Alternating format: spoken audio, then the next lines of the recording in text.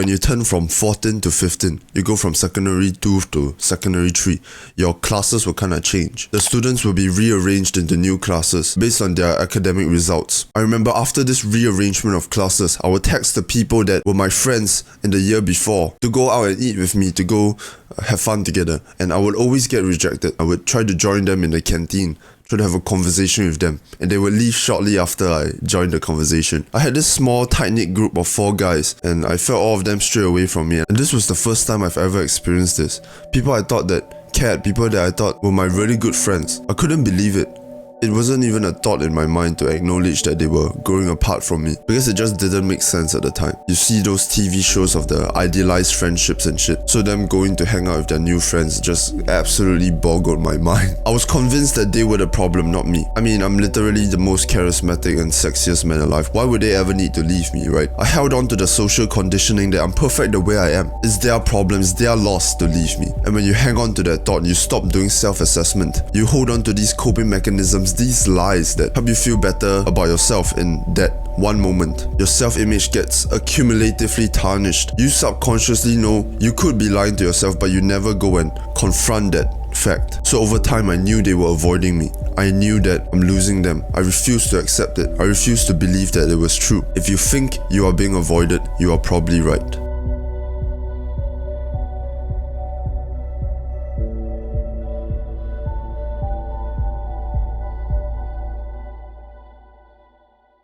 We are gifted with this biological sense, intuition of where we stand in the social hierarchy.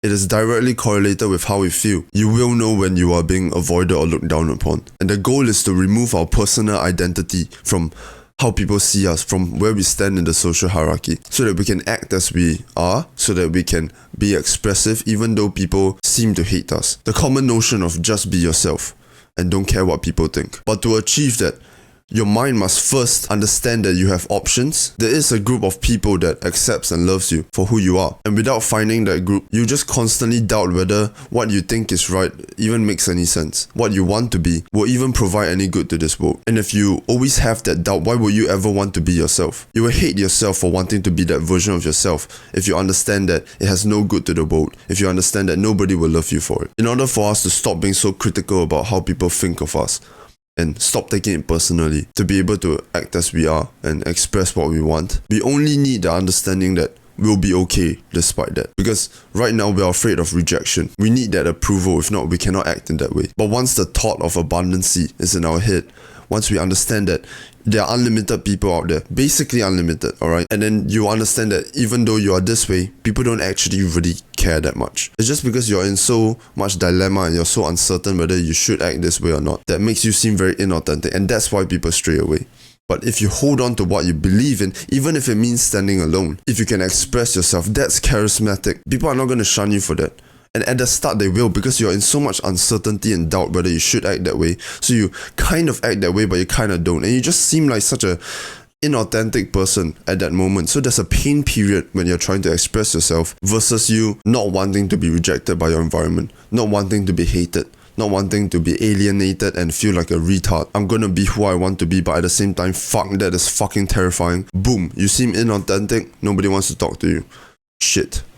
You're a weirdo. So to make this shift, to stop constantly thinking about, oh, this person's avoiding me, I'm losing all my friends, fuck, why didn't they invite me to this event? They don't tell me what they're doing, they don't tell me about the drama going on in my friend group. This person has stopped replying to my texts and don't want to go out with me, and things like that. In order to stop being so critical and worry so much about where you stand, how respected you are, how invited you are to your friend group's conversations, in order to stop fearing being alienated, we have to let go of the social conditioning, we have to let ourselves be rejected, we have to understand and kind of force this opinion into our mind that we'll be okay without them.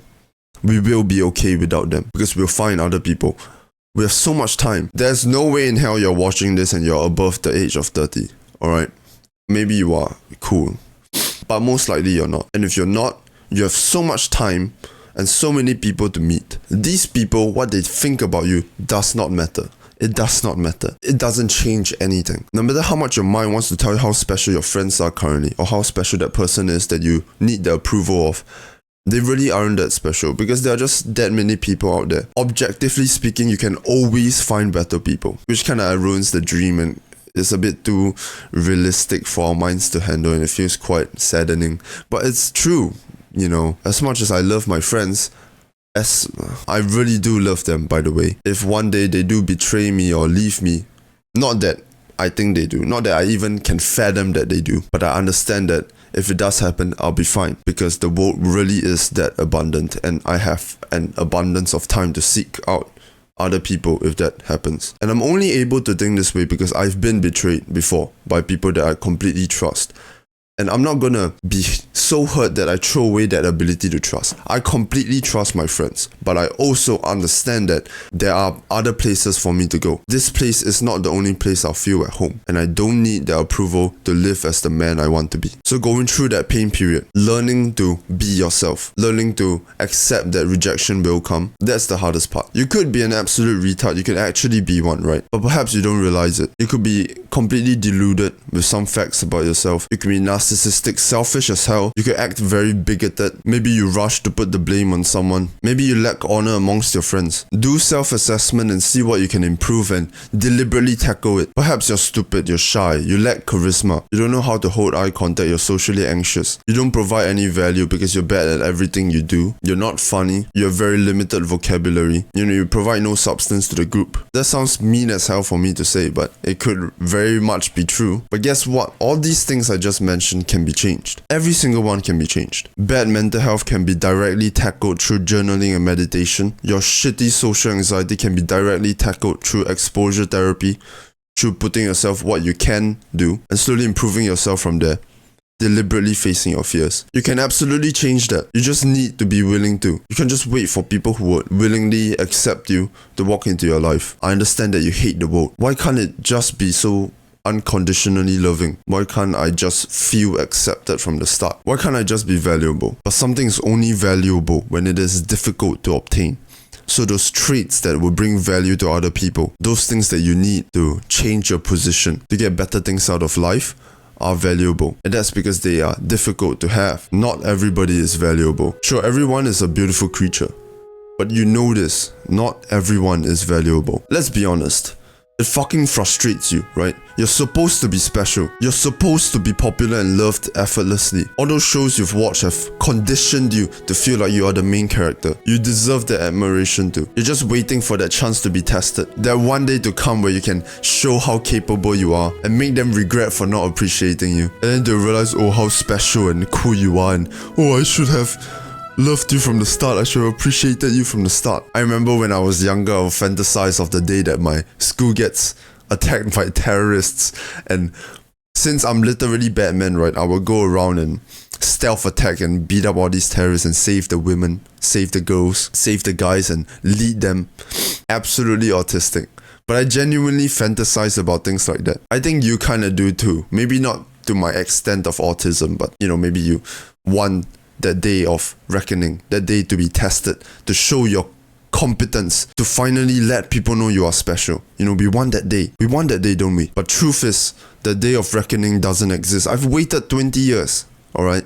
I don't have that chance because those tests, the chance to show your capability is in every day, it's in every action, it's in everything you say, it's in what you become, what you are right now. There's no test, there's no day of reckoning, of opportunity. Show them how special you are. There's no day like that. It is all an accumulation, a daily practice, an hourly practice of how you present yourself, how you speak, what you care about, standing for what you believe in, even if it means standing alone. It is in your little mannerisms, the way you respect your family members, the way you speak politely to other people, service workers. These tests are in how you treat the elderly, how you speak to children, how you speak to women, how you communicate your ideas, how you find purpose, your passion in doing good for the world. That is where the tests are. And you've already sacrificed so many opportunities to show your competence and capability because you don't realize that there are no big tests, but there are these small little tests in our everyday lives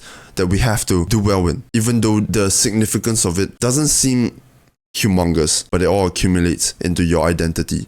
And the test is what your identity is at every moment.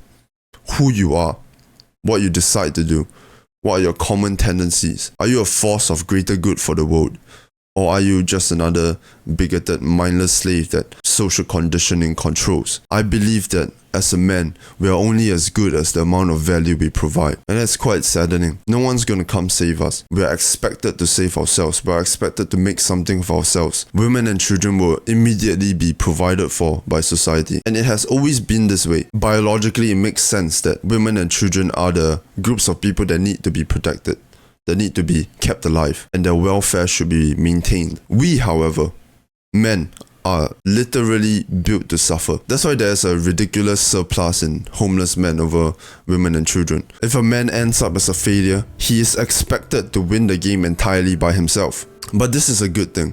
It means no one can ever claim credit for what we end up as. The value we offer is entirely up to us. Sure, there are fortunate and unfortunate circumstances. Contextually, where we start off is going to determine some part of our life. But generally, life for the most of us, we get to decide to work harder. We get to choose the better option. We get to choose to upgrade our skills and knowledge to know what the better option is. Then we can become better decision makers, which will then control the trajectory of our lives. We get to choose whether to delay gratification. You get to choose right now whether to pick up TikTok and scroll, or actually take action, go to the gym, or start writing, or start improving your mental health, or start to plan, or start to read. You get to choose. You get to make that choice at every turn. It is your duty to suffer for better things for yourself and better things for the people around you. So let's go full circle. Let's go back. If you think you're being avoided, if you feel insufficient in life, it's time to take back control of your life. Do things deliberately. Stop settling for enough. Let's not remain a mindless slave to whatever society tells us, whatever social conditioning we're put through. I'm gonna say this again. We're gonna stand for what we believe in, even if it means standing alone. Because strangely enough, when you do that, you'll find the people who will actually make you feel not alone, because you polarize them out from the masses. There are so many people out there. You have so much time left. Stop living with this anxiousness of loss. Live with abundancy. Let go of your attachment to what you have. Be ready to change. Be ready to grow. Be ready to receive. We ain't got time to worry about what these people think of us. Constantly reevaluate yourself. Give yourself an ideal image to chase. Don't get me wrong, that ideal image is going to change all the time. What you find good, what you find important, what you find valuable is going to change. But that's okay. You're not going to be walking aimlessly. You're going to be walking in a certain direction. Sure, you might have to move left and right sometimes. You might have to adjust. But that path will only become clearer and clearer. So just keep walking, find a direction and chase it. Become that competent man that people look up to, who has empathy for people who are similar to your younger self. And from there, we create a community of men that are competent, leaders, strong men that have empathy for the versions of their younger self, and they go out there with the mission to teach, to inspire, to show love, and actually be a force of greater good for the world. Do studious self-assessment. Let go of the attachment of what people think of you by simply forgetting that people will think of you in certain ways and trying it out, trying to express yourself more, seeing how well that goes for you. And of course, there will be a long pain period where you actually do feel like everybody starts running away from you because you seem very inauthentic. And that pain period will probably last half a year-ish, and you'll feel lonelier than you ever have. But I believe that it is absolutely necessary. Good luck, brother. I love you. To a better world.